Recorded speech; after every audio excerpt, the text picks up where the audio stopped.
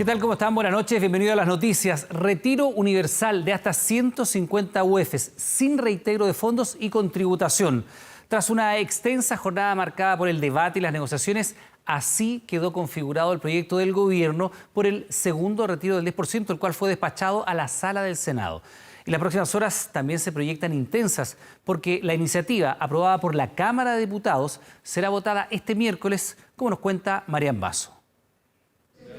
Posturas de un lado y otro fueron debatidas en el Senado. Las energías estaban puestas en la discusión del proyecto del Ejecutivo que permite un segundo retiro del 10% dentro de los marcos legales, según la visión del gobierno. Un ambiente tenso reinaba en el Congreso.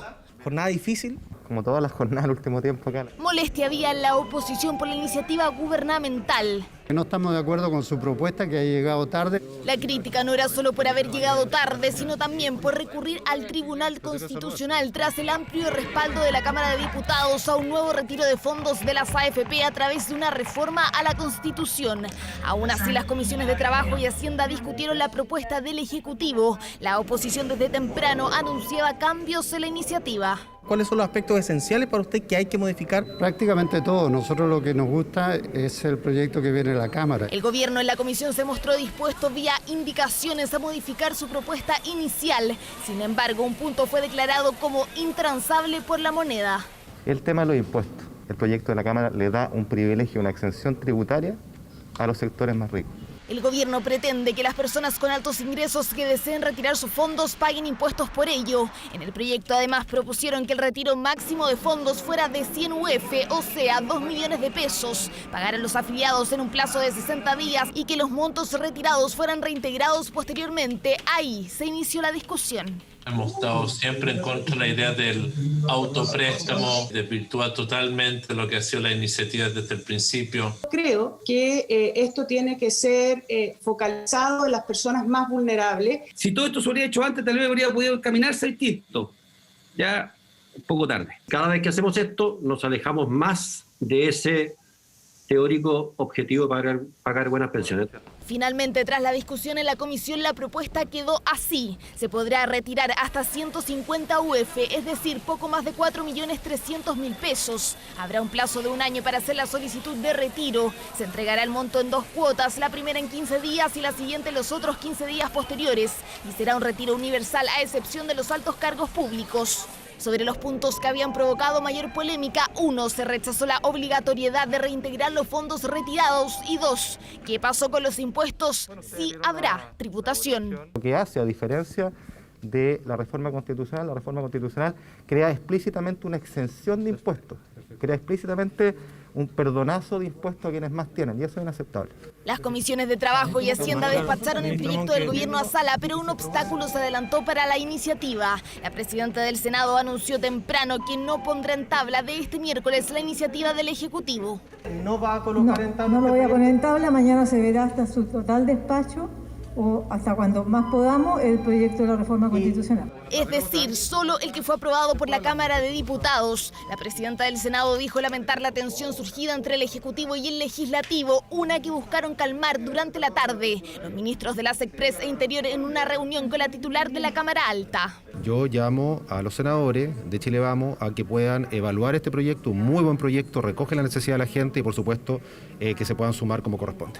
Llamado del jefe de gabinete que apuntó al oficialismo. Al menos 5 senadores de la coalición habrían anunciado su voto a favor del retiro del 10% que se encuentra en el TC. El gobierno pretende sumar esos apoyos a su iniciativa. Bueno, he sabido que yo tengo una decisión tomada. Este miércoles, por ahora, el Senado solo votará el proyecto que salió de la Cámara de Diputados que busca el segundo retiro del 10%, el mismo que el gobierno llevó al Tribunal Constitucional. En esa misma causa, el Senado y la Cámara de Diputados ya anunciaron que defenderán el proyecto que nació de la oposición en el TC, el mismo que mantiene por ahora enfrentados a 2 poderes del Estado. Ahora. Esa es precisamente la interrogante. ¿Qué va a pasar mañana en el Senado? Estamos con Kevin Felgueras con los detalles. Kevin, ¿cómo te va? Buenas noches. Iván, ¿cómo estás? Muy buenas noches. Sabemos que mañana va a haber una reunión de comités para definir si es que se votan los dos proyectos, la reforma constitucional que viene de la Cámara y también el proyecto de ley del Ejecutivo. Por ahora se estaría votando solo la reforma impulsada por parlamentarios y les podemos decir a esta hora de la noche que no tendría los votos para ser aprobada en la jornada de mañana. Se caería por 1 o 2 votos, al menos ese es el sondeo que se ha hecho con varios parlamentarios. Esto teniendo en cuenta los detalles que ha tenido, y lo veíamos en la nota, el proyecto del Ejecutivo. Pasamos de inmediato a revisar algunas declaraciones. ¿Cómo se va a votar? Yo creo que frente al riesgo que teníamos, y ese era el llamado fundamental que hicimos al gobierno, frente al riesgo que teníamos, que a través de la tramitación del Tribunal Constitucional pudiera declararse inconstitucional y terminar con la gente sin la posibilidad de retiro, yo creo que hoy día está absolutamente viable. Nos complace y nos satisface plenamente el proyecto que se aprobó hoy día en la comisión mixta, y si así fuese, lo más probable es que nosotros tendríamos una abstención mañana en el proyecto de la reforma y aprobaríamos absolutamente el proyecto de ley que se aprobó hoy día por la comisión mixta. Si nosotros aprobamos la reforma constitucional mañana, este proyecto va a quedar stand-by, va a quedar supeditado a que el Tribunal Constitucional ratifique la constitucionalidad que tiene esa reforma. Nosotros esperamos primero aprobar ese proyecto. Si se rechaza, como te dije recién, bueno, vamos a esta segunda opción. Si el Tribunal Constitucional lo deja caer porque considera que es inconstitucional, entonces vamos también a esta segunda opción, a este proyecto donde ya le quitamos todos los colgajos, todas las condicionantes y lo dejamos prácticamente igual que lo que llegó a la Cámara de Diputados. Iván, si mañana en la jornada de día miércoles en el Senado no se logran los 26 votos favorables para la reforma constitucional, se rechazaría en general y pasaría de inmediato a una comisión mixta. Mientras estamos a la espera de la confirmación de cuándo será votado el proyecto de ley enviado por el presidente de la República y que ha sufrido todas estas modificaciones que hace que se parezcan mucho ambas iniciativas. Kevin, muy breve, ¿existe la posibilidad de que se voten mañana los dos proyectos? Existe todavía esa posibilidad, entendiendo que mañana en la mañana habrá una reunión de comités y ahí se va a definir recién la tabla del Senado que sesionará mañana por la tarde. Recordemos, además, estamos viendo la ley de presupuesto acá en la Cámara Alta, la cual podría ser vista mañana en la mañana y estos proyectos podrían verse por la tarde. Eso se va a definir en la jornada de mañana. Bien, Kevin, muchas gracias. Buenas noches. Vamos ahora con otras informaciones. Para las autoridades, las últimas manifestaciones en el centro de Santiago han dejado en evidencia la existencia de bandas organizadas para saquear, las que además han aprovechado el movimiento de manifestantes para movilizarse cada vez más hacia zonas comerciales. ¿Cómo están operando? Presta atención. De la Plaza Baquedano al sector del Metro Universidad de Chile. Aquí no hay manifestación legítima ninguna. Aquí lo que hay es delincuencia. De los saqueos por oportunidad, como sucedió en varios casos durante el estallido social, a este otro tipo de saqueos que ha ocurrido durante las últimas semanas. Son bandas organizadas que se dedican a saquear. Desde hace un mes que las autoridades están viendo cómo actúan. Utilizan bolsas, mochilas para ocultar las especies, pero además herramientas para destruir las protecciones. Son personas que tienen un perfil diferente a lo que analizamos en primera instancia o el año recién pasado, donde veíamos personas que actuaban bajo la oportunidad. Es muy distinto a lo que ocurre ahora. Las personas que están delinquiendo, robando, saqueando, son personas que mantienen conductas criminales anteriores. Los manifestantes se han desplazado en su lugar de convocatoria a una zona más cercana al Palacio de la Moneda y con ello aquellos que se aprovechan de la muchedumbre para saquear. Ese traslado los ha llevado a una zona absolutamente comercial. Se han trasladado a lugares donde hacen más compleja la operación policial y donde hay más comercio y por lo tanto más riesgo de saqueo.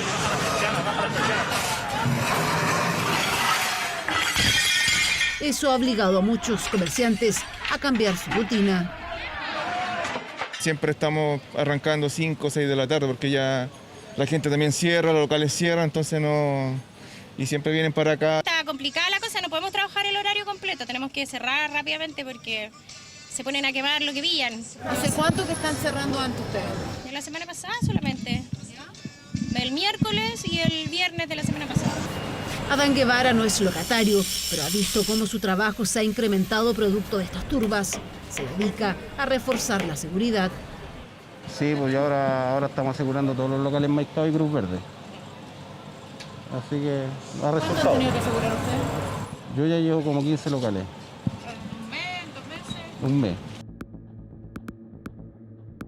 Este lunes, después de una nueva manifestación, 2 locales fueron saqueados, una farmacia y uno de celulares. Imágenes ya en poder de los investigadores, pues se habla de una organización delictual que se repite en el tiempo. Una persona que se repite y que tiene 2 demandos y que claramente es la jefa del grupo y esa es la persona que la Fiscalía está haciendo todo lo posible para poder dar con su paradero. Lo que llegan a hacer es en forma coordinada sustraer diversas especies desde lugares o desde centros comerciales, locales comerciales que ya han sido visualizados con anterioridad y que mantienen una acción planificada para la comisión de sus ilícitos. Por este delito hubo 4 detenidos, 3 por el saqueo a la farmacia y 1 por la receptación de cámaras GoPro avaluadas en más de 1 millón de pesos.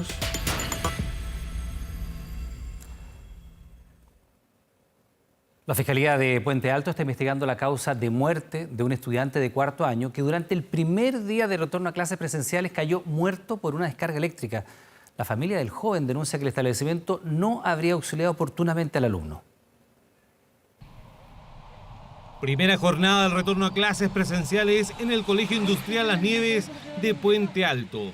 Cerca del mediodía y en la clase práctica de electrónica, el estudiante de 4º medio Byron Díaz Barraza cayó fulminado por una descarga eléctrica.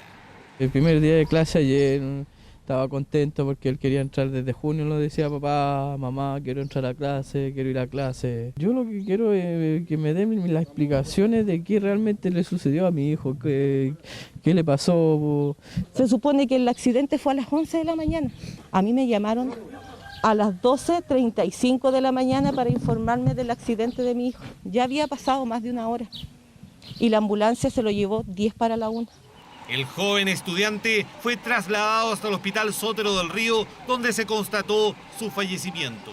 El procedimiento de rigor quedó a cargo de la Brigada de Homicidios de la PDI. Se encontraba en una asignatura de electrónica en compañía de otro alumno y el profesor.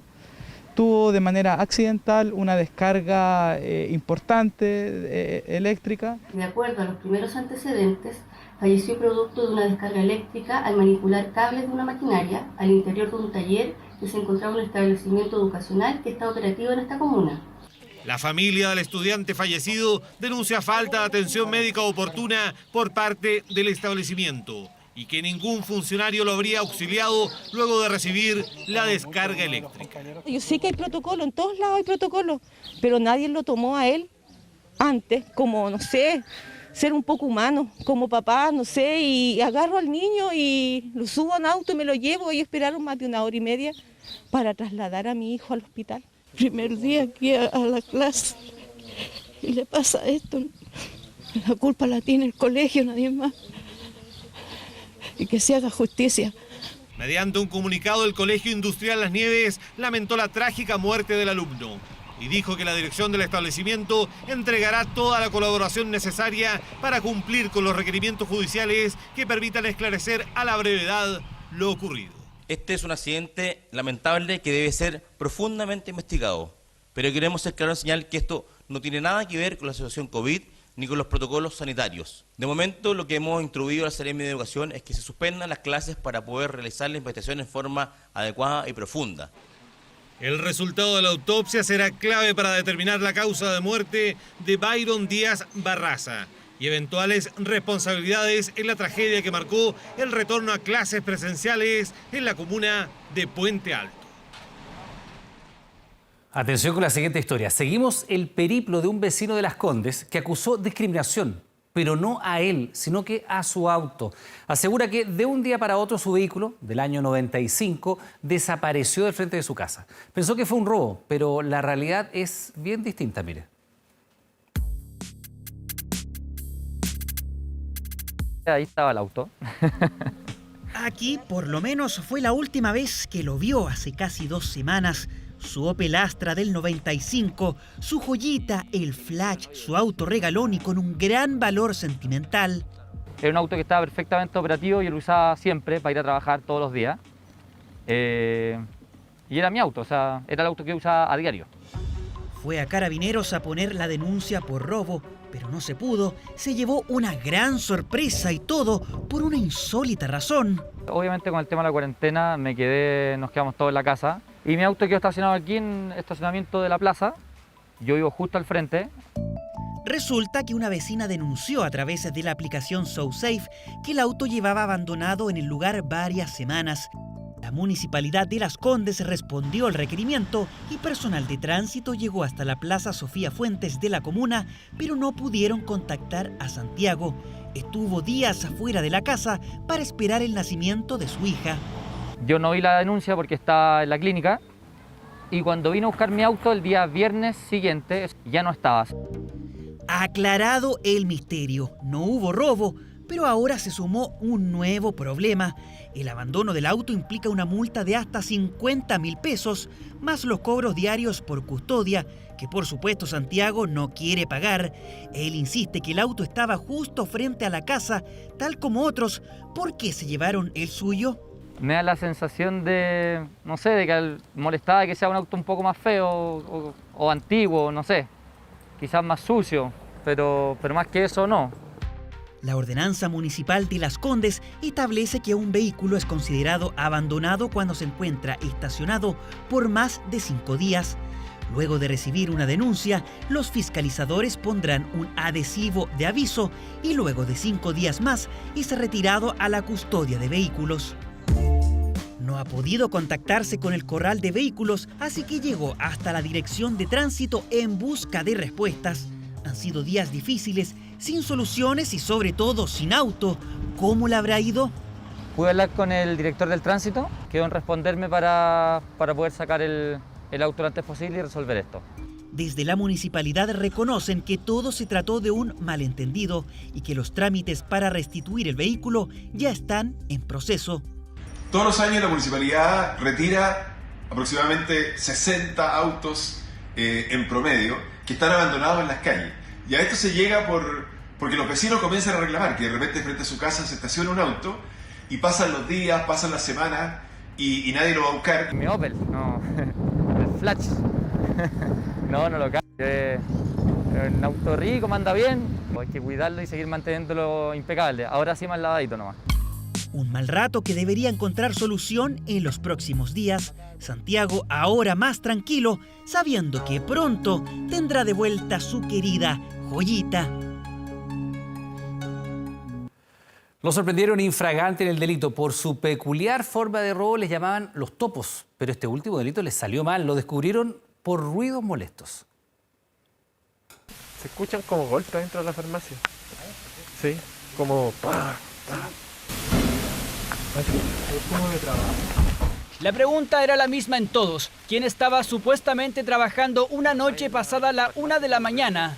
Se mantienen unos golpes en el interior como de trabajo. Habían ruidos, como si estuviesen golpeando una muralla. Las calles estaban literalmente vacías, todo cerrado, había toque de queda. Por eso sorprendió que 2 hombres estuviesen en el suelo.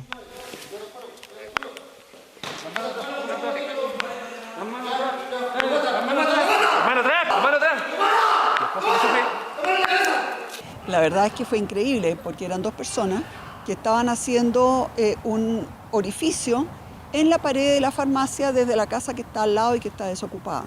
Y nuevamente acá yo quisiera agradecer porque fueron vecinos los que nos alertaron que había mucho ruido en la farmacia. Y claro, eran estos sujetos que estaban haciendo este hoyo.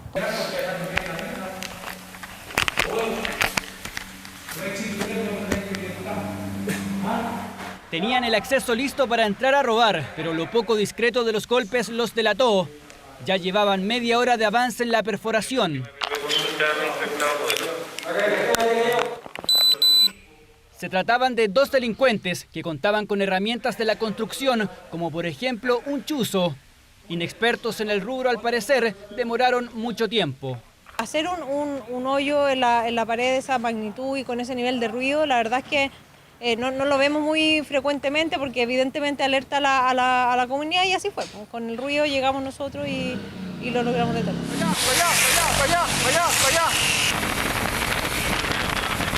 Solo un par de horas antes, claro que con luz de día, había caído otra banda. Eran conocidos como Los Balcones, grupo de menores de edad, rápidos, que estarían operando hace al menos 1 año y medio. Estoy como sorprendido, yo, porque no sé por qué me tienen aquí. Tocaban el timbre casa por casa, también en departamentos, vinculados a una veintena de robos, a veces incluso entraban hasta 3 veces por semana. Eran de 3 a 5 jóvenes bastante atléticos, delgados, de contextura delgada, y uno ve los videos y realmente saltan como conejos, trepan muy fácilmente. Actuaban en los condominios, digamos, en los edificios, saltando las rejas y escalando los balcones. Tras un amplio despliegue de patrulleros, fueron detenidos 5 adolescentes de 13 a 17 años. Atacaban durante el día, recorrían cuadras y cuadras en busca de objetos de valor en casas deshabitadas. Cuando uno llega a la casa y encuentra que ha sido dada vuelta y que está todo patas para arriba y que alguien entró a una casa, es una sensación que te han despojado de lo más propio que tú tienes, ¿no es cierto?, que es la intimidad de tu casa. Y nosotros hemos conocido familias que después de un robo así sencillamente se van.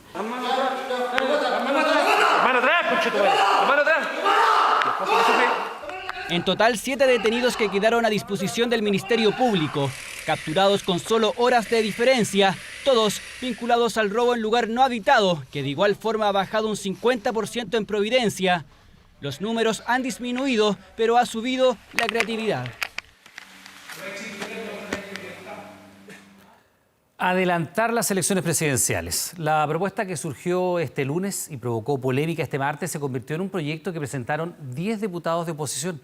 La iniciativa busca que los comicios se desarrollen el próximo 11 de abril y fue rechazada por miembros de la oposición, del oficialismo y por el propio presidente de la República. Flavia Cordela nos cuenta más. No fue fácil llegar a este momento. Cada uno de los temas reformados fue objeto de interminables discusiones en el Congreso. Era septiembre de 2005 y el entonces presidente Lagos promulgó el nuevo texto constitucional, uno que señaló, entre otras cosas, que el periodo presidencial duraría 4 y no 6 años. Un escrito que estableció que un mandatario solo podría dejar su cargo si era acusado constitucionalmente, si renunciaba o si era inhabilitado por algún impedimento físico o mental. Sin embargo, hoy algunos parlamentarios buscan llegar más allá. Adelantar un proceso electoral no tiene nada, diría yo, de olor a golpe o a una situación irregular. Al contrario, es un acto de patriotismo. 10 parlamentarios de oposición firmaron un proyecto de reforma constitucional que busca adelantar las elecciones presidenciales y parlamentarias para el 11 de abril. Una iniciativa motivada por la decisión del gobierno de recurrir al TC por el segundo retiro del 10%. La desconfianza sobre las instituciones políticas es muy profunda. Ello requiere una relegitimación del poder político. Una idea que fue respaldada por 2 ex candidatos presidenciales. La situación de ingobernabilidad no resiste más y es posible anticipar elecciones por un acuerdo político. No hay nada más sano que adelantar todas las elecciones, que el presidente de la República él mismo se ponga de árbitro y no de protagonista de un proceso necesario. Ponen en duda el liderazgo del presidente Piñera y el mismo mandatario, a horas de ser presentado el proyecto, lo rechazó categóricamente. El año 2017, las chilenas y chilenos eligieron libre y democráticamente un presidente y un Congreso por un periodo de 4 años. En noviembre del próximo año, las chilenas y chilenos tendremos la oportunidad de elegir un nuevo presidente o una nueva presidenta y un nuevo Congreso. Y por tanto yo le pido a todos, respetemos nuestra democracia, respetemos nuestro Estado de Derecho. Y así como el propio mandatario pidió que se respete la democracia, en bloque hicieron lo mismo los parlamentarios de Chile Vamos. ¿Alguien más quiere hablar? Era que no. Todos querían hablar y así, uno a uno, se pusieron frente al micrófono. Hacemos un llamado a estos parlamentarios a que dejen de chacrear la democracia. Estamos frente a un proyecto golpista y antipatriota. Y estamos frente a un golpe de Estado blando. Rechazar los intentos de aquellos que no creen en la democracia por saltarse las reglas de esta misma. La oposición no se quedó atrás. Pese a que insisten en la mala gestión del gobierno, aseguran que es necesario e importante respetar la institucionalidad y la democracia. No me parece que se busque sacar por la ventana a un presidente que entró por la puerta. No me parece. Más allá, insisto, que yo no voté por él y que creo que lo ha hecho bastante mal. No podemos afectar por una coyuntura, porque tenemos una mala evaluación del presidente vigente, o porque hizo uso del derecho que le otorga la Constitución de ir al Tribunal Constitucional. Eso es parte de la política. Es un proyecto irresponsable frente a las reglas del juego democrático y es un proyecto irresponsable porque nada debe desviarnos del camino hacia una nueva Constitución. Este gobierno fue elegido por la mayoría de los chilenos y yo creo que este gobierno tiene que terminar. Yo no soy partidario de ningún tipo de golpe. Polémica iniciativa que no logra generar consenso ni siquiera al interior de la oposición. Proyecto que de prosperar debe ser analizado en la Cámara de Diputados y también en el Senado.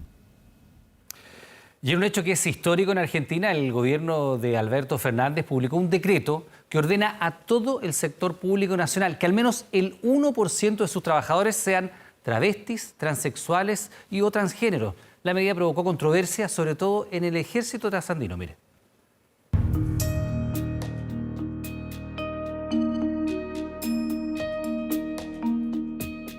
Dos veredas históricamente separadas por los gobiernos y la sociedad. Sin embargo, en un hecho casi sin precedentes en la región, a partir de este año trabajarán juntas en el ejército de Argentina. Este fue el decreto que entró en vigor en la nación trasandina y que instruye al sector público nacional a que los puestos de trabajo deberán ser ocupados en una proporción no inferior al 1% de la totalidad de los mismos por personas travestis, transexual y transgénero que reúnan las condiciones de idoneidad para el cargo. El decreto es un avance importante, digamos, para la ampliación de derechos y para la conquista de este tipo de derechos, pero no es el fin de la lucha. El decreto fue firmado por el mismo presidente Alberto Fernández en un gesto que fue recibido como un apoyo para la comunidad LGBT en el país. Durante los últimos años, al menos 7 proyectos de ley fueron enviados al Congreso para ampliar los derechos de inclusión. Sin embargo, ninguno prosperó. Por eso, este decreto fue celebrado por la comunidad como un logro para seguir abriendo el país.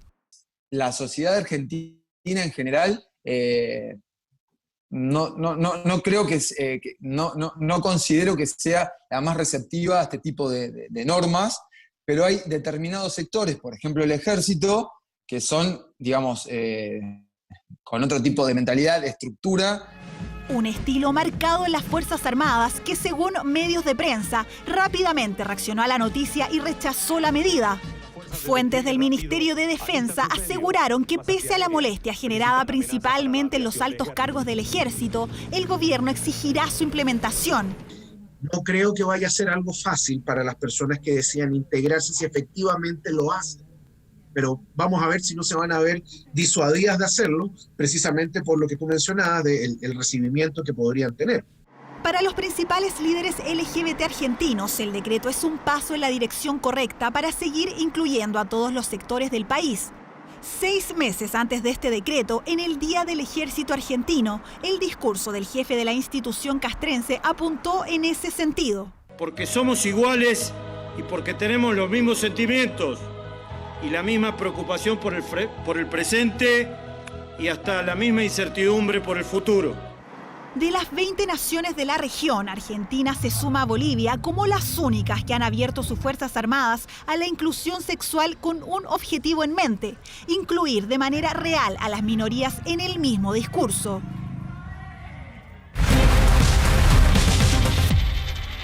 Bueno, ya le hemos contado, hay dos proyectos de retiro del 10% que están compitiendo en el Senado. Mañana va a ser una jornada clave y estamos con Andrés Vial para comparar uno frente al otro. El proyecto de reforma constitucional, presentado por los diputados, especialmente por la diputada Pamela Giles, y el proyecto del gobierno, que también es de un retiro del 10%. Para que la gente entienda en su casa, Iván, todo lo que están en su hogar, a ver, las diferencias entre estos dos proyectos y también dos proyectos que hasta el día de ayer estaban en las antípodas. Hoy día podríamos decir que son casi primos hermanos. Tienen harta semejanza.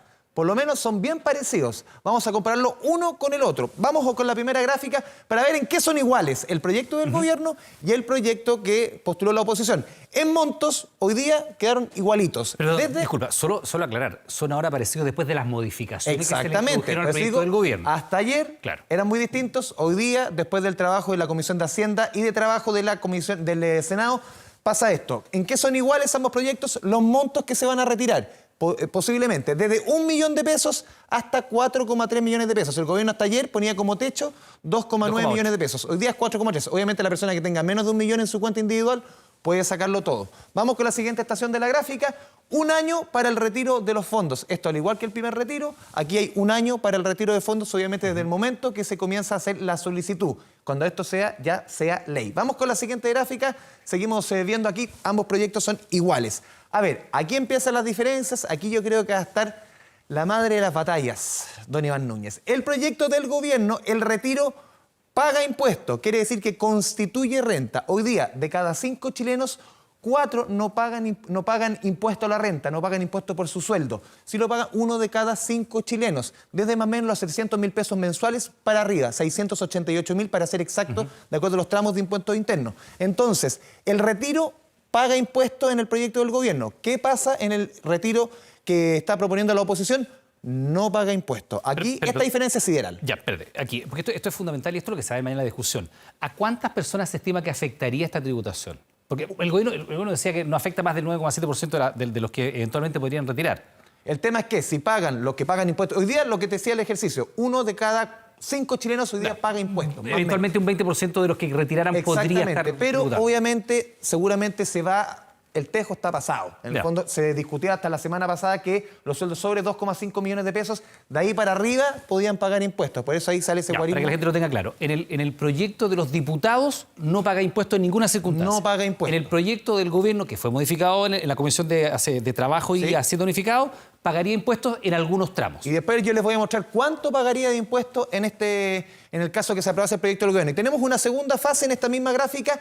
Aquí hay otra diferencia. El proyecto del gobierno fue rechazada la devolución del retiro, que era obligatorio. Que era un autopréstamo. Exactamente. El autopréstamo tiene el siguiente problema. Yo me autopresto, ¿qué pasa si no me autopago? ¿Cómo me autocastigo? Dicen los expertos. En el fondo es bien impracticable en la práctica, valga la redundancia. La devolución en el proyecto de la oposición es voluntaria. En el fondo esto es un saludo a la bandera. Sí, claro. Hoy día cualquier persona puede cotizar voluntariamente. No necesitas un proyecto de ley para eso. Exactamente. Y vamos con la tercera gráfica que hemos preparado. Son las diferencias, las similitudes entre ambos proyectos que ayer estaban, lo decíamos, en las antípodas, hoy día están bien cerca. Aquí hay otra diferencia y esta puede ser sustancial, Iván Núñez. Sí. El proyecto del gobierno se fijan 2 cuotas, el retiro, igual que el primer retiro, pero muchas AFP al final lo terminaron pagando en una. El primer pago, desde hecha la solicitud, 15 días hábiles. En buen chileno, 3 semanas. El segundo pago, 3 semanas después, también los 15 días hábiles, desde el primer pago. Es decir, 30 días hábiles, 6 semanas. Si ponemos enfrente el proyecto de la oposición... Pero disculpa, no llega para Navidad. Es que ahí viene o está ahí. Esa es la nota que viene después, de Jaime Quesada. El proyecto de oposición dice una cuota, 15 días hábiles, son 3 semanas... Estamos ahí en la quemada. Jaime Quesada con la nota. Mientras más pronto pudiese salir, sería fantástico. Lo más pronto posible. Es la esperanza, el anhelo de los chilenos sobre el segundo retiro del 10%. Antes de la Pascua, de aquí a diciembre, de aquí a fines de diciembre. Sería lo ideal. Si fuera antes de fin de año, sería genial. Y es la tarea que varios parlamentarios asumieron como propia, tener un nuevo retiro antes que termine 2020. Lo más categórico que uno puede decir en este sentido hoy día es que ese 10% la gente lo va a poder retirar. Espero que ese derecho lo puedan ejercer antes de Navidad. Pero la intención está condicionada por el avance de los proyectos en el Congreso. La reforma constitucional impulsada por la oposición está más avanzada. Este miércoles se votará en la sala y el jueves o viernes podría ser despachada por la Cámara de Diputados y quedar lista para hacer ley a 2 semanas de la Navidad. Sin embargo, no podría ser promulgada a la espera del pronunciamiento del Tribunal Constitucional. Yo espero que para darle esta buena noticia a todos los chilenos, el gobierno retire el requerimiento ante el Tribunal Constitucional. Si así ocurriera, la inscripción de la solicitud del retiro podría comenzar el 7 de diciembre y el pago el 21 de ese mes. Un trámite en el Tribunal Constitucional que, según el Senado, dilata aún más los plazos. Yo creo que esto es una mala señal de inconsistencia y de verdad de no entender nada el presidente de la República de lo que está pasando en el país. El gobierno reiteró que no se opone a un nuevo plazo, que su intención es regularlo por ley y no por una reforma constitucional. Tenemos que hacer las cosas respetando la Constitución y el Estado de Derecho. Y muy especialmente ahora que estamos iniciando un proceso constituyente. Mientras, este martes el proyecto de ley impulsado por el gobierno fue aprobado por las comisiones del Senado y quedó listo para ser votado en sala. El oficialismo quería discutirlo el mismo día miércoles, pero no, yo no lo voy a poner en tabla mañana. Aunque habría espacio para incorporarlo en la tabla el jueves de esta semana. Así, los diputados podrían revisarlo y votarlo la semana del 30 de noviembre. Luego de la eventual promulgación e inscripción, el pago también podría comenzar la semana del 21 de diciembre. Lo que estamos tratando es que las cosas se hagan bien. Si es que eso permite que esté todo listo alrededor del 20 de diciembre, ninguno de nosotros se opondría a eso. Vienen días de intenso debate y discusión entre el gobierno y la oposición sobre el retiro del 10%, diferencias que hasta ahora alcanzan un punto en común. Existe la intención transversal de que los dineros puedan llegar antes del 25 de diciembre. Lo decíamos, la madre de todas las batallas va a estar en el tema de los impuestos. Vamos con la gráfica. ¿Cuánto podría pagar una persona de impuestos en el caso que se aprobase el proyecto del gobierno? Una persona que gana 1 millón de pesos mensualmente, si retira 35 UF, tendría que pagar 40.585 pesos en impuestos. No es que se le retienen, tienen que pagarlo la operación renta. Una persona que que gana 1 millón y retira 150 UF, es decir, los 4,3 millones, aquí estamos hablando de 1 millón, aquí los 4,3, que es el tope, pagaría 174.118 de acuerdo al cálculo. La fuente es Bustos Tax and Legal, que nos hicieron este cálculo redondito. Abogados tributaristas. Sí. Exactamente, abogados tributaristas que nos hicieron el cálculo de cuánto pagaría una persona, por ejemplo, que gana 1 millón de pesos. Nos vamos a una persona que tiene un sueldo más oneroso, 4 millones de pesos mensual. En el caso que retirase 35 UF, es el desde el millón de pesos, 81.170 pesos en impuesto tendría que pagar. Y en el caso que retirase el tope, 150 UF, 1.139 pesos. 1 millón de pesos redondo tendría que pagar de impuestos esta persona que gana 4 millones de pesos mensuales y retira el tope, que son 4,3 millones de pesos. Eso con el segundo retiro del 10%. También vamos a ver datos que tienen relación con la Ley de Protección del Empleo. Esta ley que se generó, que se creó, que se promulgó en el mes de abril y que permitió a muchas personas, trabajadores, estar suspendidos, no perder sus fuentes laborales, quedar entre comillas congelados, como decían en su minuto los expertos, para en el momento que la pandemia aminorara el efecto en la economía, volver a sus trabajos. A ver, al día de hoy, en el peor momento de la economía, Iván, hubo 700.000 trabajadores suspendidos, esto en el mes de julio. Julio, que fue el peor mes. Sí, exactamente. Al día de hoy, en octubre, de acuerdo a cálculos de la Católica, hay 152.000 trabajadores que se mantienen suspendidos. Vamos con la segunda parte de la gráfica. 550.000 trabajadores salieron de la Ley de Protección del Empleo. Aquí el número fundamental. ¿Cuántos de estos volvieron a trabajar a sus empleos? Y aquí el número sorprende, el número no está actualizado porque estos son números de octubre. La última información que entregó el Ministerio del Trabajo al mes de septiembre es que el 85% de los trabajadores retornaron a su trabajo. ¿Cómo se hace el cálculo? Sencillamente porque estos son trabajadores que son dependientes, que tienen un contrato, que cotizan en la AFP. Muchos, el 85% de esos trabajadores, 85% volvió a cotizar con su AFP bajo el mismo empleador, de acuerdo a los números del Ministerio del Trabajo. 85% retornó a su trabajo, un 3% lo perdió, un 12% de trabajadores, por lo menos de acuerdo al número que entrega el Ministerio del Trabajo, entregó en septiembre. No hay información respecto a ello. Ese 85% es bastante más alto que la proyección que se hacía. La El proyección era Banco que Central 50-50. Sí, el Banco Central hacía encuestas a las empresas claro, y que la se empresa decía acogieron. que el 50% Era de los casos 50-50. no lo iban a cortar. Pero afortunadamente, de acuerdo a los números, insisto y pongo el acento del Ministerio del Trabajo, a septiembre el 85% retornó a su trabajo, pero nos quedamos con el número que 550.000 trabajadores salieron de esta ley. La nota es de Davor Juranovic. El 18 de marzo es una fecha inolvidable para miles de pequeñas empresas. Ese día se bajó la cortina de los rubros no esenciales y partieron las cuarentenas. También comenzó la incertidumbre respecto al trabajo. Y el jefe habló con nosotros, nos comentó que se iba a cerrar por 2 semanas, pero después ya de las 2 semanas fueron 3 meses, 6 meses, y ahí se puso complicado todo el tema.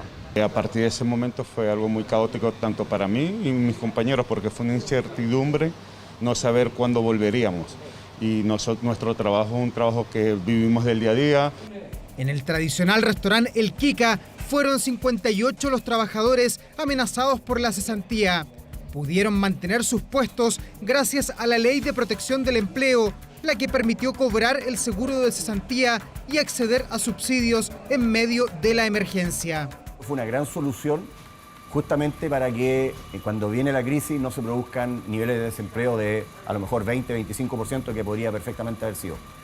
Y en cuanto pudimos volver, volvimos todos. O sea, la idea fue, nos fuimos todos y cuando volvimos todos. Hoy día estamos con todo nuestro personal ya fuera de la Ley de Protección del Empleo a partir del mes de septiembre.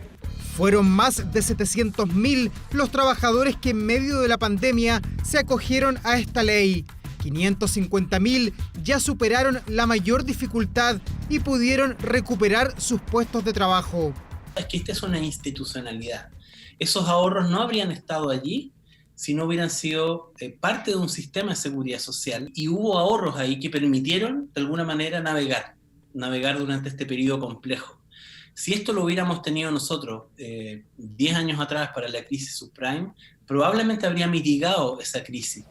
En la peluquería M Studio había 5 empleados. Uno fue despedido y el resto se acogió a la ley para evitar la quiebra. Todos hubiésemos tenido que irnos para la casa y el local haberlo entregado. El seguro nos ayudó porque de lo contrario no habríamos podido.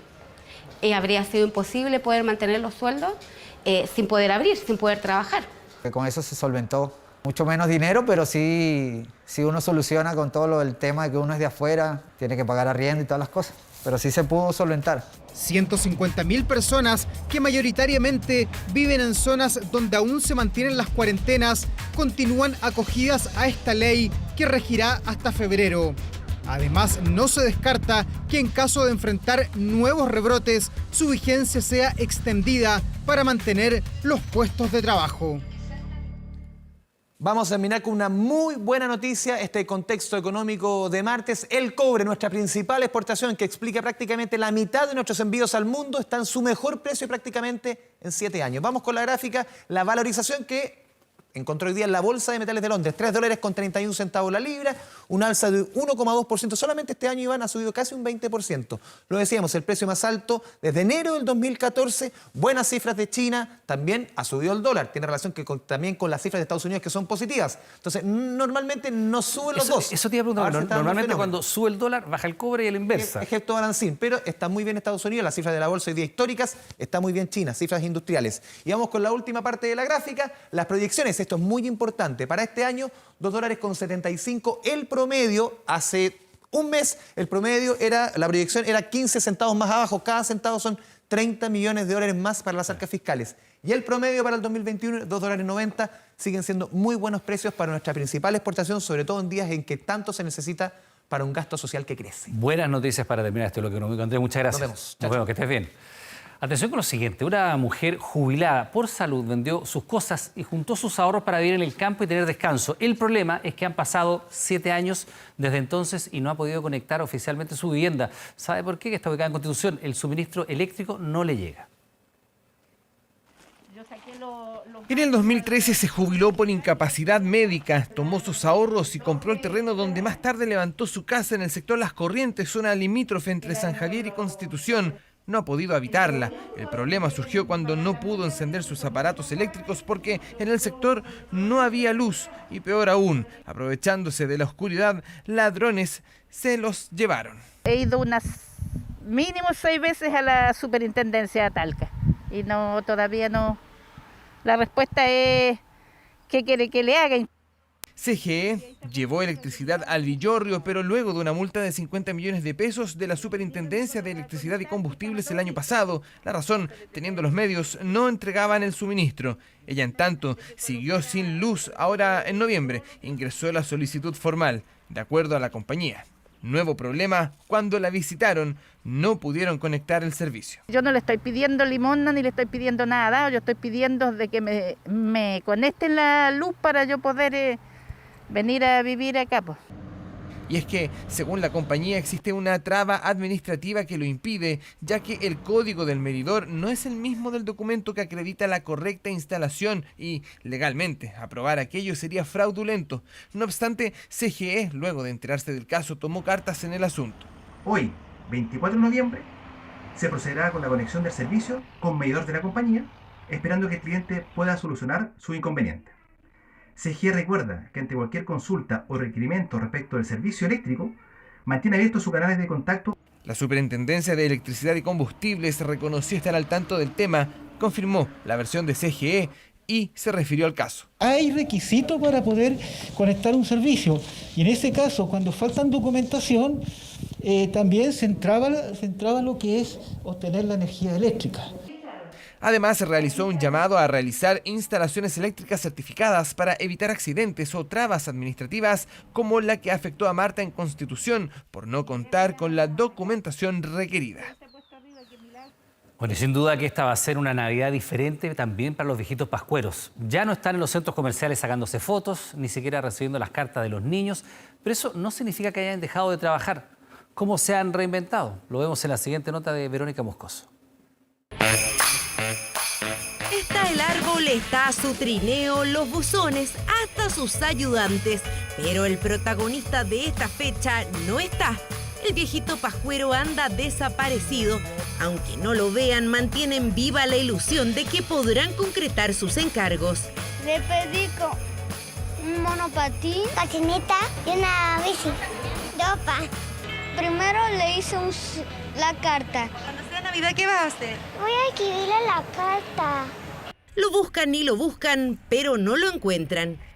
Viejito Pascuero, ¿dónde está? Viejito Pascuero. Viejito Pascuero, ven. Desaparecieron las tradicionales postales prenavideñas. Como es parte del grupo de riesgo, en los malls han decidido protegerlo del COVID.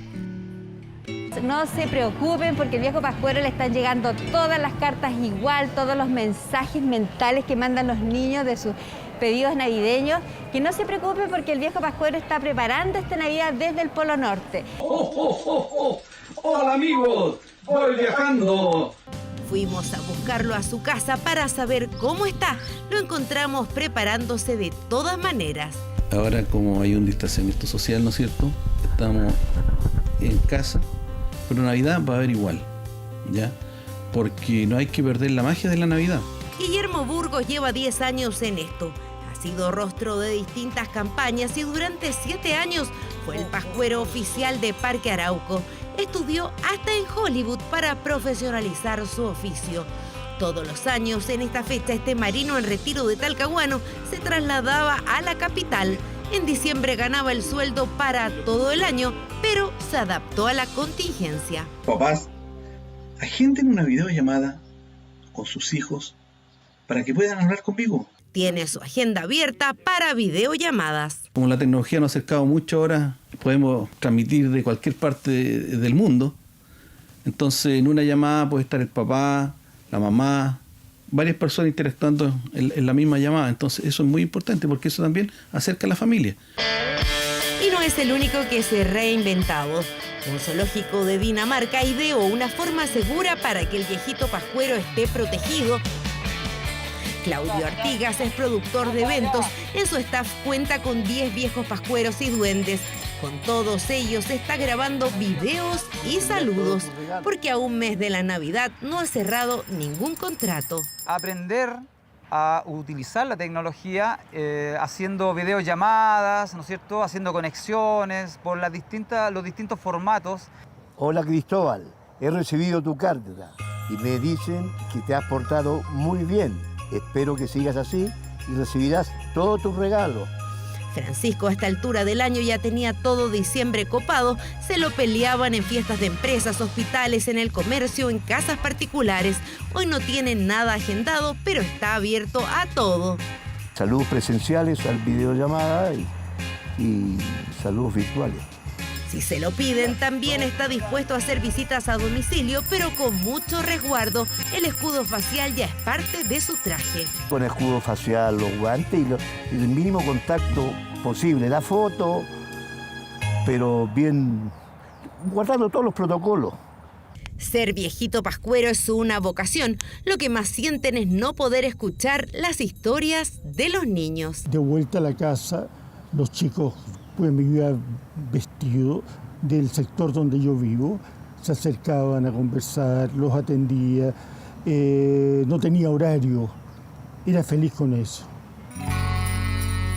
Como la situación económica está difícil, estos viejitos pascueros también han pensado en los padres que no tienen recursos para entregarles una alegría a sus hijos. Vamos a hacer concursos de videollamada gratis para los niños. Y también vamos a transmitir vía Facebook para que tengan acceso muchos niños de Chile. Es el verdadero sentido de la Navidad, la solidaridad, la magia y sobre todo ser testigo de la ilusión de los niños. No me van a poder ver este año, pero yo voy a estar igual con ustedes. Los quiero mucho. Adiós a todos. Adiós, niños. El presidente Donald Trump finalmente cedió y ya autorizó la transición al gobierno de Joe Biden. Sin embargo, todavía se niega a aceptar la derrota. Mientras, el mandatario electo comenzó a conformar su gabinete con nuevas y antiguas figuras demócratas. Mire.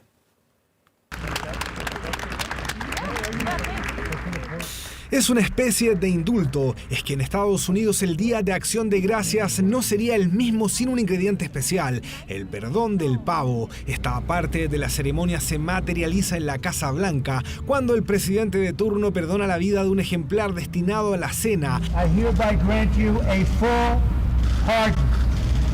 Thank you, Corn. Horas antes, el republicano salió a hablar sobre las vacunas y el Dow Jones. Y aunque nada se dijo de forma textual, muchos lo consideran un discurso que comienza a pavimentar su despedida. And I just want to congratulate all the people within the administration that work so hard. And most importantly, I want to congratulate the people of our country, because there are no people like you. Thank you very much, everybody. Thank you. Es que así, en medio de las preguntas que dejó en el aire y sin responder, el presidente Trump terminaba su conferencia de prensa. Una conferencia en donde habló más del coronavirus que sobre la noticia que todo el mundo ahora comenta, que el aún presidente ya oficializó el proceso de transición para entregar el poder a Joe Biden. Es que el asunto no ha estado exento de trabas. Casi 3 semanas después de las elecciones presidenciales, el proceso de transición de poder entre el gobierno saliente y el mandatario electo finalmente se podrá iniciar. Esto ocurre justo cuando el demócrata anuncia su gabinete. Por primera vez en la historia del país, Biden nombró a un latino como secretario de Seguridad Nacional. Se trata de Alejandro Mayorkas, un abogado de 60 años nacido en La Habana. Entre los nuevos cargos destaca también Avril Haines, la primera mujer en asumir la dirección de Inteligencia Nacional. También regresa el ex secretario de Estado John Kerry, quien asumirá la tarea de enviado especial para la lucha contra el cambio climático. And to protect the safety and security of the American people. And to the United States Senate, I hope these outstanding nominees received a prompt hearing and that we can work across the aisle in good faith to move forward for the country. Comienza oficialmente la transición en Norteamérica, un proceso que le da al presidente entrante y a su equipo acceso a los funcionarios de las agencias federales y ordena al Departamento de Justicia que trabaje para los miembros del equipo de transición y los designados políticos de Joe Biden, el próximo presidente de los Estados Unidos. Él va a tener la energía, las ganas, el deseo de volver a entrenar, ponerse bien para volver a jugar. Eso lo va a tener que decidir él.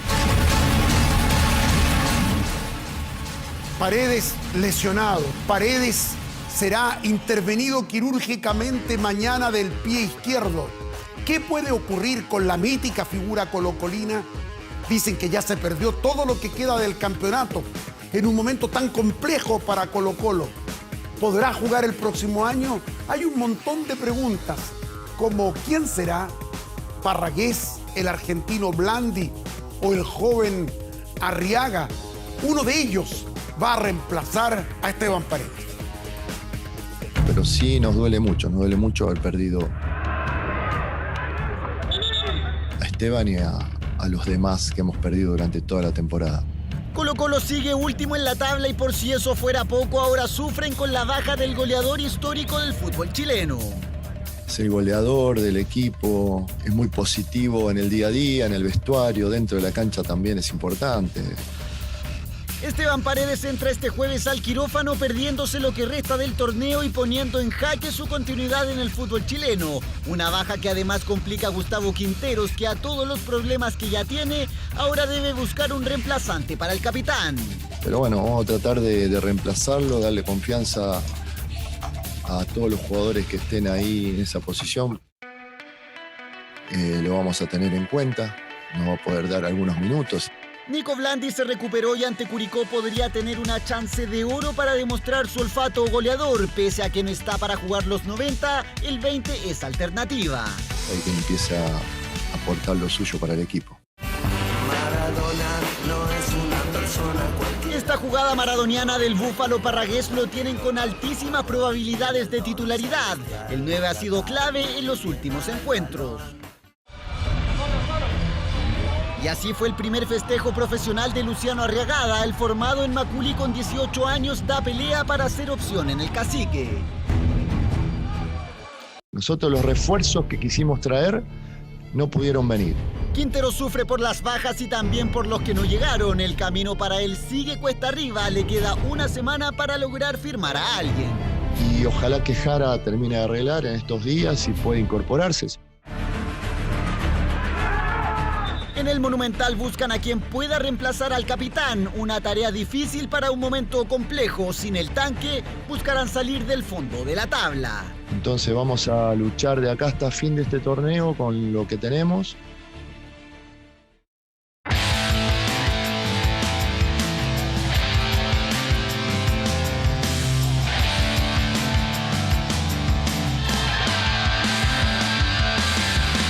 ¿Qué partido nos regala mañana la Champions? El Inter de Milán recibe al Real Madrid, luchando por la clasificación a octavos de final.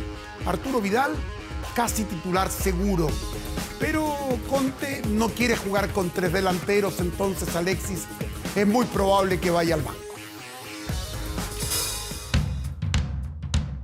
El rostro de Arturo mostraba concentración. Era la última práctica antes de enfrentar al poderoso Real Madrid. Alexis también estaba enfocado. Los ojos de un Antonio Conte pensante estaban sobre ellos. Tenemos que ganar el partido, sacar un óptimo resultado. No existe otra solución u otro camino.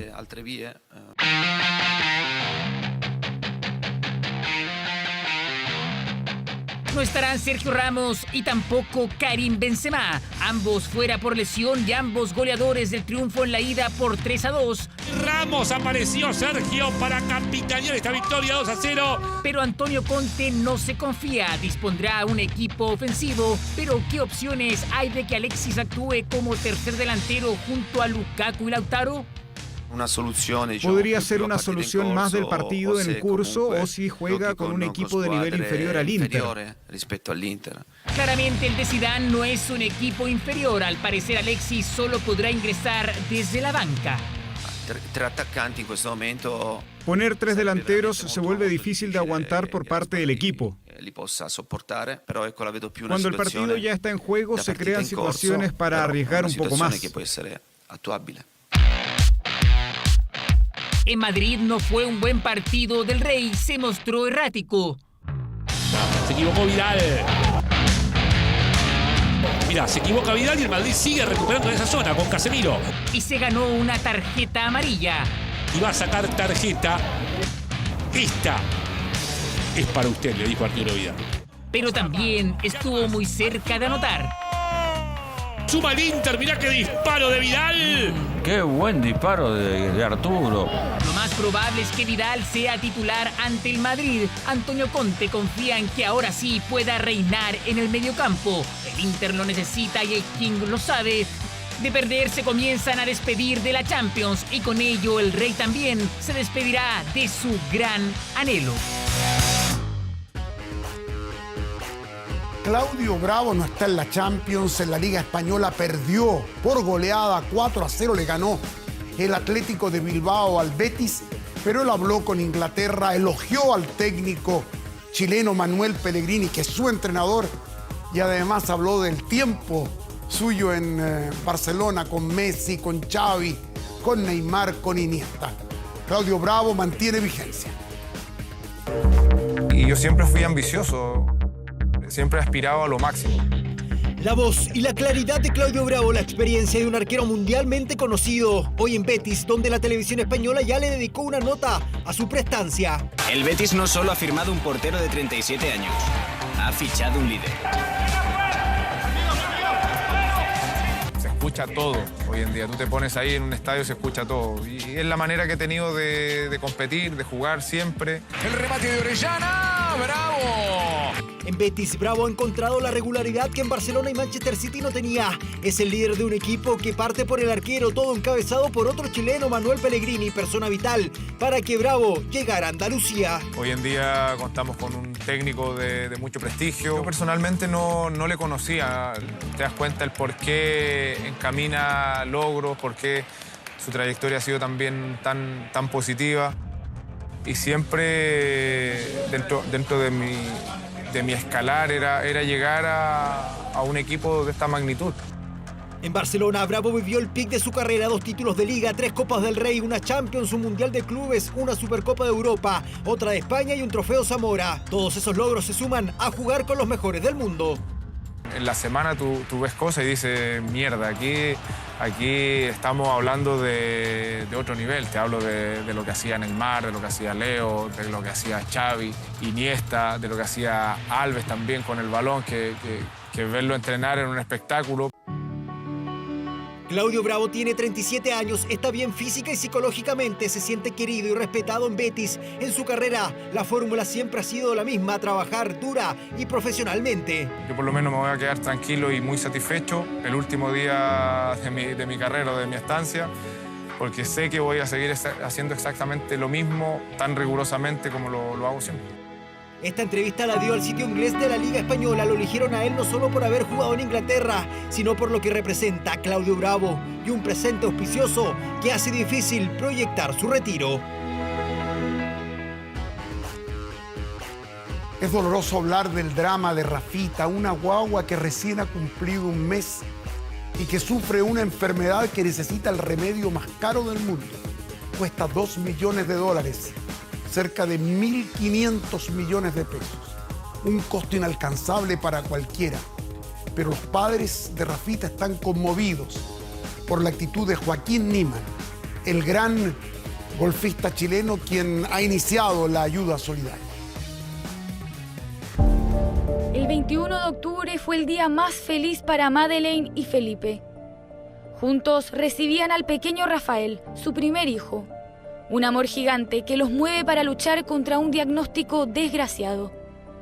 Atrofia muscular espinal, una enfermedad que necesita con urgencia el medicamento más caro del mundo para ser tratado.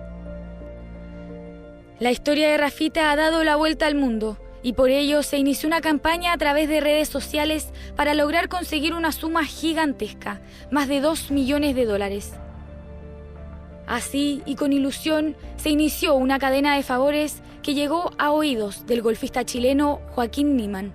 Rayita, un chico de un mes de vida que fue diagnosticado con atrofia muscular espinal, que tiene un medicamento que es muy costoso, que cuesta alrededor de $2.1 millones. Y la semana pasada estuve donando $5.000 por cada verde y $10.000 por cada eagle que hacía. Aparte de eso, el premio del torneo Así que ahí vamos sumando a poco para salvar y comprar el medicamento a Rafita. Acudimos a Joaquín como a varias celebridades y deportistas de connotación, contándole nuestro caso, y él fue de los primeros en reaccionar y no solo compartir la imagen de la campaña, sino que además se comprometió con lo que todos ya conocen de hacer una donación. 1.600 millones de pesos es lo que cuesta la inyección que le podría salvar la vida a Rafita Calderón. Un monto altísimo, pero no imposible. Que hay que cumplir la meta de los 100 días. Yo sé que es mucha plata, pero mientras más gente se una, mejor. Así que nada, decirles que cualquier ayuda es muy bienvenida y hay que luchar entre todos juntos para salvar la vida de Rafita.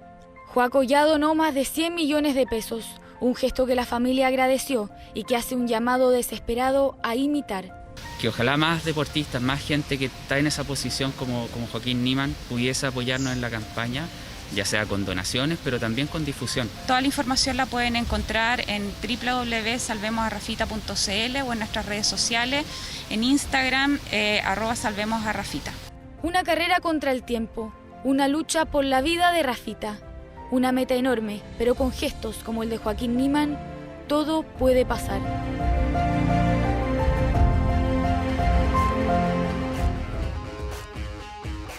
Un tipo de verdad, un gran deportista, enorme lo que está haciendo el Joaco Niemann.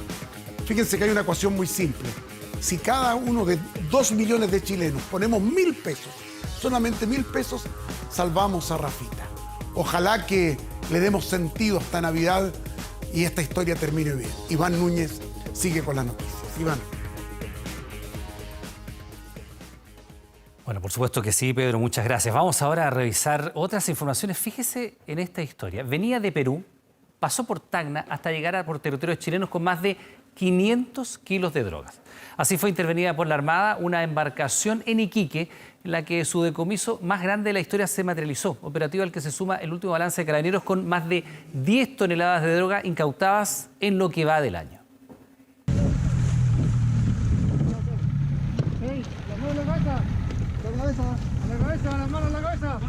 Habían recorrido cientos de kilómetros por el mar, venían desde Perú en dirección hacia territorio chileno.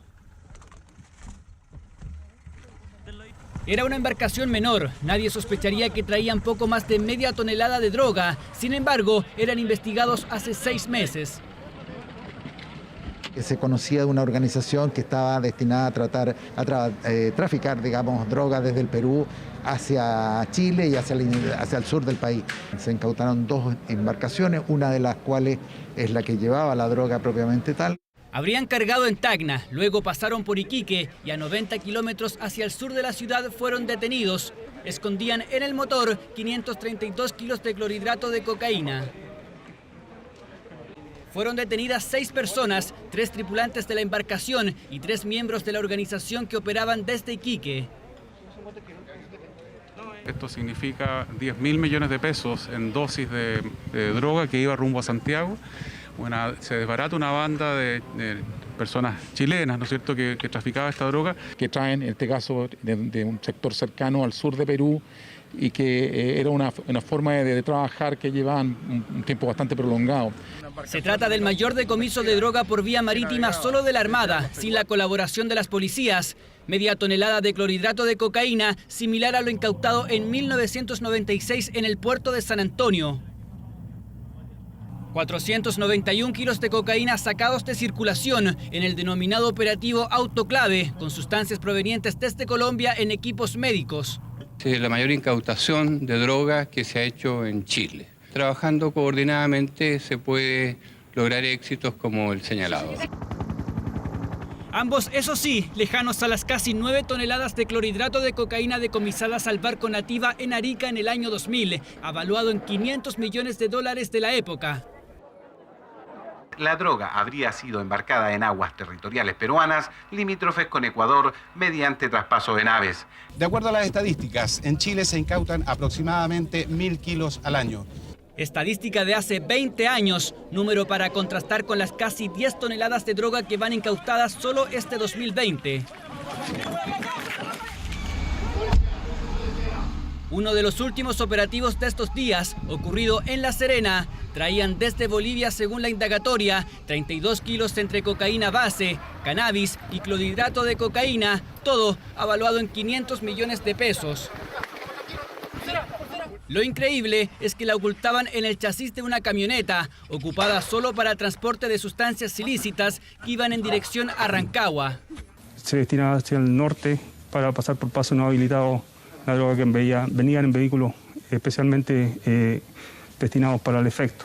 Esta modalidad de transporte, que son vehículos acondicionados, justamente para disimular la droga en diferentes partes del vehículo. 2 ciudadanos colombianos con residencia en Chile fueron detenidos. Ambos quedaron en prisión preventiva. Sofisticado método de tráfico. Hay otros que usan empanadas y sopaipillas para vender o simplemente en maletas como técnica tradicional. Cruzamos el umbral de las 10 toneladas de droga decomisada durante el último periodo en este año. Esta droga sacada de circulación equivale a aproximadamente 24 millones de dosis avaluadas en más de 54 millones de dólares. Está revisando el producto. Por pasos inhabilitados, vías terrestres, pero también por el mar. Diversas fórmulas para ingresar droga al país, algo que a 6 traficantes no les resultó, son para los investigadores integrantes de una organización transnacional.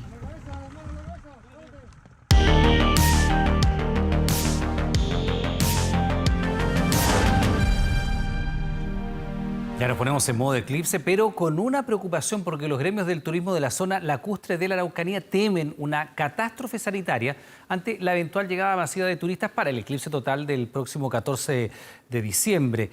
Representantes municipales y hoteleros plantearon un protocolo con estrictos controles en acceso, además de aforo máximo en playas y espacios públicos. Mire.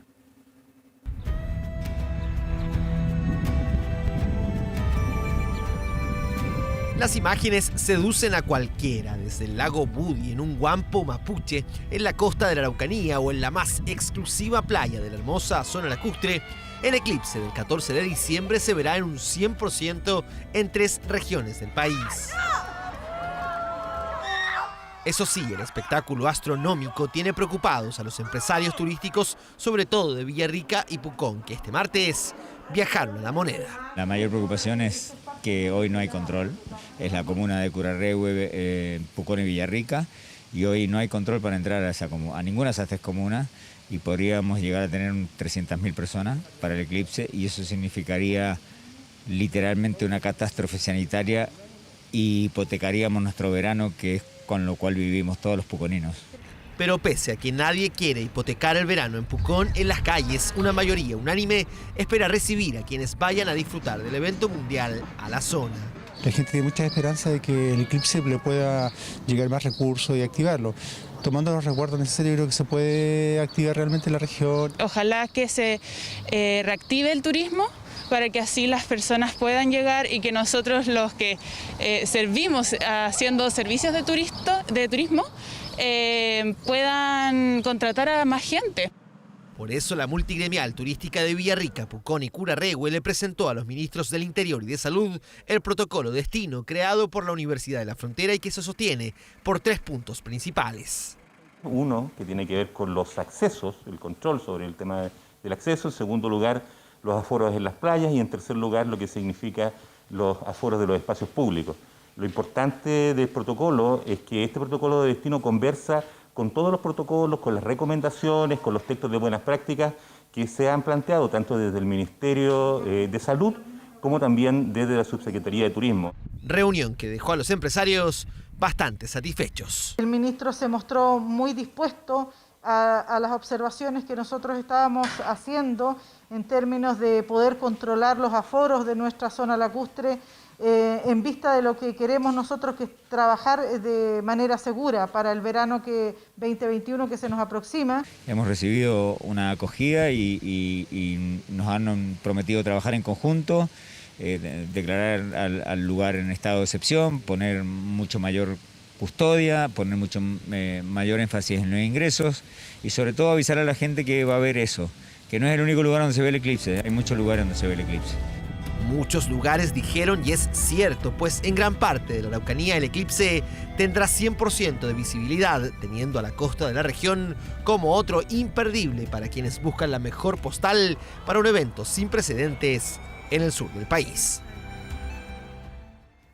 Bien, pues les recordamos que a partir de las 22 horas Televisión Nacional de Chile está autorizada para transmitir programas para mayores de 18 años. Vamos con otras informaciones. A los 37 años y víctima de esclerosis lateral amiotrófica falleció el hombre que empujó la viralización de ese famoso challenge de internet, donde personas de todo el mundo se grababan dejando caer agua helada sobre sus cabezas. Una iniciativa que consiguió reunir más de 200 millones de dólares para estudiar la enfermedad conocida como ELA. Luis dice cómo lo ha enfrentado. Dice, enfrentar la vida con ELA, un paso a la vez. Luis tiene ELA, sigla simple, fácil de recordar, breve, pero cuyo significado agobia día tras día pesadamente sobre su espalda, sus piernas, sus brazos, su cuerpo entero y a veces en su ánimo, por cierto.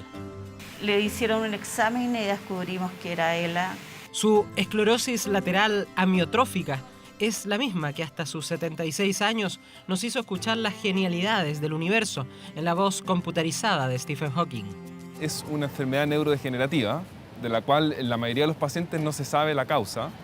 Una realidad que tocó de cerca a Peter Rock, fallecido en 2016 producto del severo desgaste que el ELA provocó en él y que Luis busca enfrentar con la misma tecnología que usara Hawking. Queda encerrado en su cuerpo. Siempre uno dice, me cayó un balde de agua fría. Esto es más que agua fría. Me cayó un balde de agua congelada. Coincidente, si lo piensa uno así, con ese balde de agua fría que conocería el planeta entero el 2014, un año después de que el neoyorquino Patrick Quinn fuese también sorprendido con el padecimiento de la esclerosis lateral amiotrófica.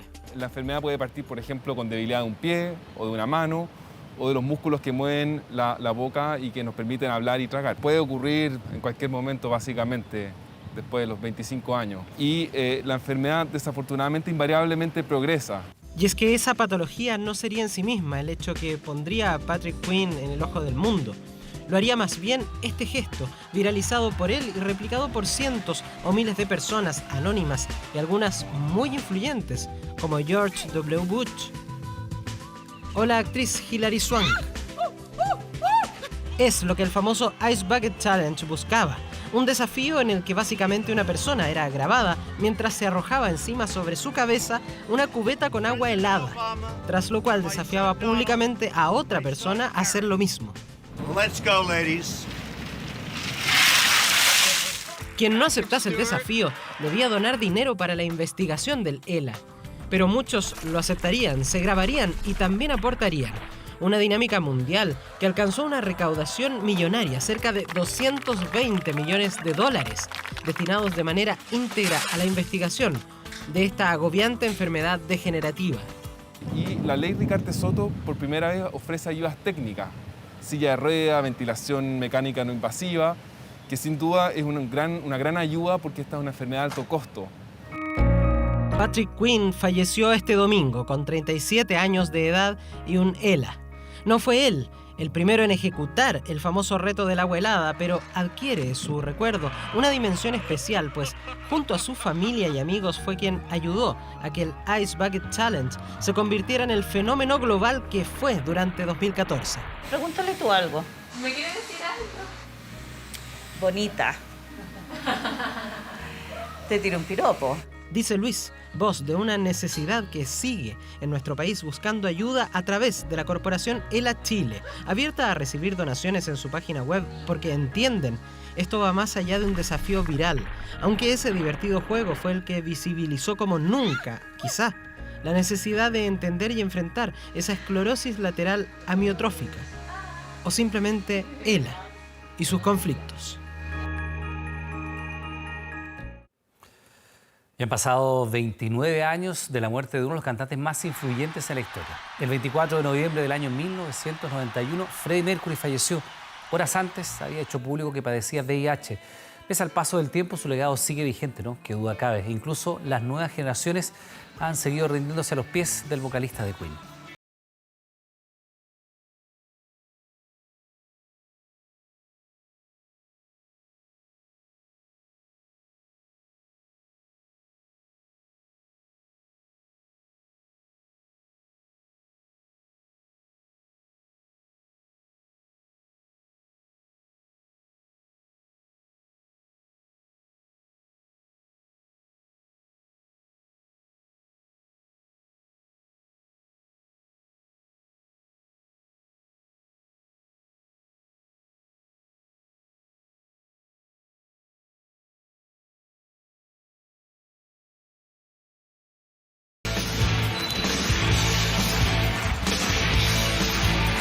el joven pakistaní que se convirtió en el puntal de una de las bandas británicas más importantes de todos los tiempos. Como todos, con luces y sombras, con una historia plagada de triunfos pero también de excesos. I like the whole world to listen to my music, and I want anybody and everybody to come and listen to me and look at me when I'm playing. Maybe it's my nature, maybe that's my role in life, and no one's gonna stop me, honey. I've paid my dues, time after time. Lo que pasa es que Freddie Mercury fue una persona que finalmente pasó la historia porque rompió un gran tabú en el mundo del rock. Y fue que justamente el 91, un día antes de morir, es decir, muy pocas horas antes de que efectivamente se conociera la noticia de su deceso, él comunicó oficialmente que tenía SIDA. La película Rapsodia Bohemia y la magistral interpretación del ganador del Oscar, Rami Malek, reflotaron su figura, destinada para los más fervientes fanáticos, pero también para nuevas generaciones que incluso hoy se sumaron por TikTok a tributarlo a través de un desafío viral.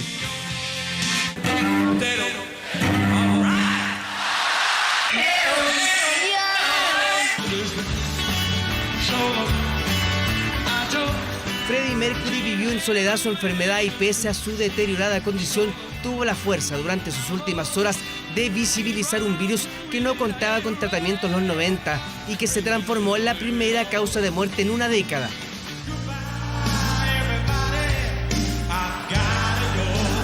En 1992, lo mejor de la música mundial se reunió en Wembley para homenajear su partida.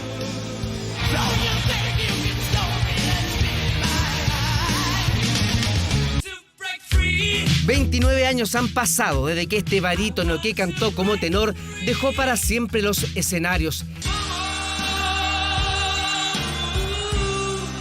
48 álbumes, 27 millones de copias vendidas, todas cantadas por Freddie Mercury.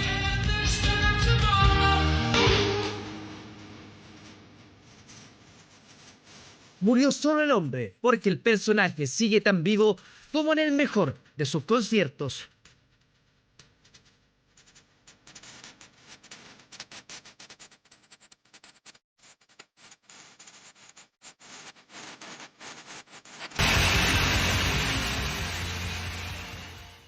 Un violador en tu camino, el himno que marcó en Chile y en el mundo la lucha en contra de la violencia hacia las mujeres. Una canción que hace justo un año fue escuchada por primera vez y con fuerza por miles de mujeres que salieron a las calles para expresar lo que por décadas habían silenciado. Miren.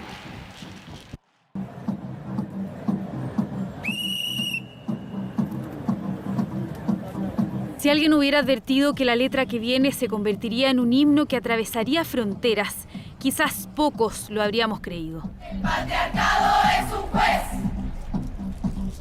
que nos juzga por nacer. En el momento preciso no, yo creo que no se dimensionó lo que significaba. Y la culpa no era mía, ni dónde estaba, ni cómo vestía. Y la culpa no era mía, ni dónde estaba, ni cómo vestía. Una protesta tan local, pero al mismo tiempo con frases tan tristemente universales, que no costó nada que miles de mujeres en Chile y el mundo hicieran catarsis con ella. El violador eras tú. Genial que haya sido como un referente a nivel mundial y que se haya replicado como en tantas partes en la sociedad. El violador eres tú. Lo vi en mí y lo vi en muchas amigas también, abuelas, tías, se sintieron como más empoderadas. Ha pasado un año desde ese día en el que las tesis lograron convertirse en un desahogo, en una sanación colectiva y un fenómeno que se tomó el frontis del Tribunal de Justicia, pero sonó con fuerza en todo el país. Una performance espontánea y autoconvocada que tuvo su origen 5 días antes. En plena revuelta social, estas 4 mujeres integrantes de las tesis salieron a la calle por primera vez en Valparaíso. ¡Impunidad para mi asesino! La historia de Sibila, Dafne, Paula y Lea tenía más tiempo, cuando formaron un colectivo en el que se dedicaban a traducir tesis de autoras feministas. Como la idea era llegar a más audiencia, crearon la obra Un violador en tu camino, que no vio la luz, pero que decidieron transformar como performance. Y la culpa no era mía, ni dónde estaba, ni cómo vestía. El violador eres tú. En el Día Internacional de la No Violencia contra la Mujer, el 25 de noviembre del 2019, las tesis se tomaron las calles de Santiago. Que nos juzga por nacer. Su performance se viralizó en redes sociales tanto que, sin saber el origen, muchas de nosotras la memorizamos. En Twitter, las 3 frases de la catarsis femenina no dejaban de aparecer.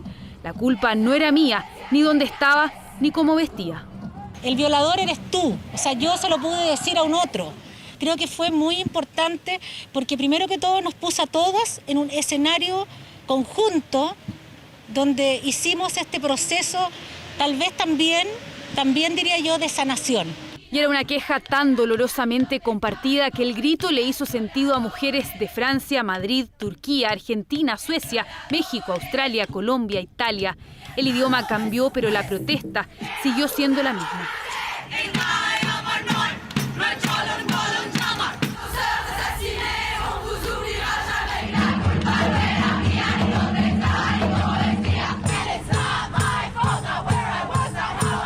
A las 2 semanas de la primera aparición de las tesis en la calle, hubo una convocatoria especial para esas mujeres que quizás nunca pudieron alzar la voz.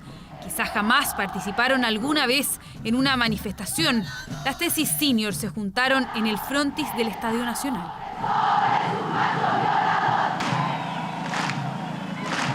Estamos con el mismo propósito y eso nos ayuda, nos libera. Yo hace más de 40 años y todavía tengo secuelas. El trabajo de las tesis fue incluso reconocido por la revista Times, donde las destacaron entre las 100 personalidades más influyentes del año. Hoy día ninguna mujer puede decir que no ha vivido violencia, no ha vivido acoso. Y eso es lo que traspasa la performance de las tesis, ¿no? Es que también las mujeres también están como diciendo, a ver, estamos hartas ya de que no se tomen las medidas o que no existan políticas serias y un compromiso desde los estados para erradicar la violencia contra las mujeres. En mayo de este año, un nuevo video de las tesis motivó una denuncia desde Carabineros por atentado contra la autoridad, lo que se justificaría, según la institución, por el contenido de sus letras. All cops are bastards. Todos los pacos son bastardos. El colectivo acusó censura y el caso está siendo investigado por la Fiscalía de Valparaíso, acción judicial que fue condenada por grandes figuras del espectáculo.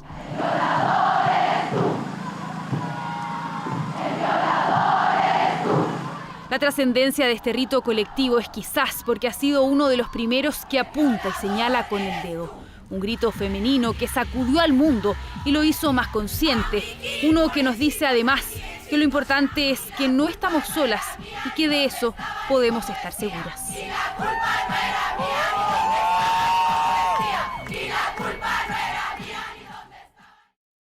De regreso a las noticias, le contamos que en medio de movilizaciones de pescadores artesanales en Valparaíso, la Cámara de Diputados aprobó en general la anulación de la controvertida ley de pesca, conocida también como Ley Longueira.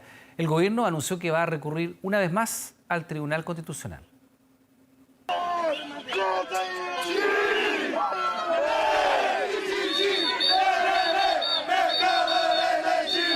El día que llamaron histórico, llegaron desde todo el país y marcharon hasta el Congreso, porque allí se zanjaría el futuro de la controvertida ley de pesca. La pesca artesanal está siendo afectada hace mucho tiempo, ya hace una gran cantidad de años, producto de la ley corrupta Longueira. Así que en este momento ahora, esta es una oportunidad histórica, lo que queremos conseguir ahora. No queremos maquillaje, no queremos que se modifique, solamente queremos anulación de la ley Longueira. La ley Longueira, bautizada así en 2012, cuando el ministro de Economía de la época fue la cara visible e impulsor de la iniciativa. Estamos haciendo un cambio, yo creo, cultural y profundo, y yo sé que es parte de la complejidad. Una polémica normativa que desató investigaciones por conflictos de interés, corrupción y cohecho, y que en la práctica estableció cómo repartir los recursos del fondo marino entre pescadores artesanales e industriales. Esta ley corrupta es un puñado clavado en el corazón de la pesca artesanal que hoy atraviesa por su peor crisis económica, social y cultural. Una cosa, presidente, es que algunos participantes de la aprobación de esta norma ya estaban involucrados en hechos de corrupción y sin duda que tienen que responder ante la justicia. Pero otra cosa muy distinta es sostener que cada una de las partes de este cuerpo legal por lo mismo se transforma en algo viciado. Tras el debate vino la votación en sala donde por 81 votos a favor, 46 en contra y 12 abstenciones, la Cámara de Diputados aprobó en general anular la ley de pesca, una decisión que el gobierno buscará revertir, porque anunció que recurrirá al Tribunal Constitucional. La vía de anular una ley por parte del legislativo no existe, es ilegítima, es inconstitucional y en consecuencia infringe la Constitución por cuanto se trata de un poder del Estado que se inmiscuye dentro del ámbito de competencia de otros. La anulación de una ley vigente es inédita en nuestro ordenamiento jurídico y dejaría en vigor la anterior que data de 1991. Se tendría que retrotraer a la ley vigente antes de esta ley, ¿no es cierto? Y va a haber que regular los efectos respecto de los actos que hayan sido ejecutados en el ejercicio de esta ley respecto de derechos de terceros. Se retrotraería la situación antes del año 1990, con lo cual, digamos, estaríamos en la carrera olímpica y ahí cualquiera podría hacer lo que quisiera. Estar discutiendo la nulidad de una ley en Chile nos parece de la mayor gravedad. Creemos que el plazo que se ha planteado de 2 años para poder elaborar una nueva ley de pesca es una oportunidad para poder mostrar el valor de la actividad pesquera industrial. Para que esto no ocurra, el diputado Gabriel Asensio presentó una indicación para que la actual ley de pesca se derogue solo cuando sea creada una nueva. Un debate que continuará ahora en la Comisión de Constitución de la Cámara y probablemente en el Tribunal Constitucional. De regreso a la noticia, le contamos que la Policía de Investigaciones incautó en las dependencias de Entel los correos electrónicos del Ministerio de Salud por la investigación de las muertes ocurridas en pandemia.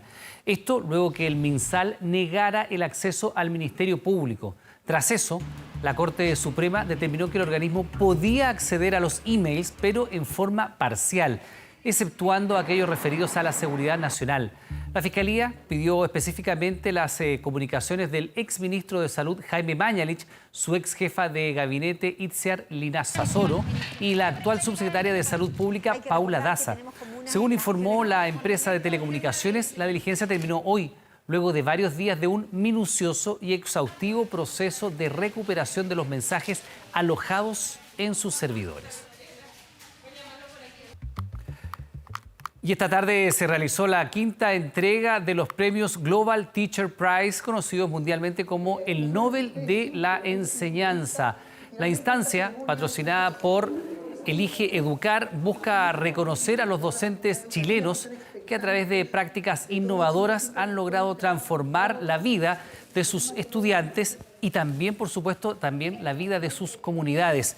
El ganador de este año fue Manuel Calcagni, profesor de Historia del Instituto Nacional, quien utiliza en sus clases, y se lo contamos en días anteriores, películas y documentales para enseñar momentos históricos del país y el mundo. Todo esto con el afán de vincular a la ciudadanía con el cine. Además, con la creación de podcasts y conversatorios con directores audiovisuales, este docente busca desarrollar la creatividad, el pensamiento crítico y también el trabajo colaborativo. De esta manera, Calcagni se impuso por sobre los 10.000 postulantes de 16 regiones a lo largo del país, obteniendo el galardón y un premio de $10.000 para continuar con sus proyectos de innovación.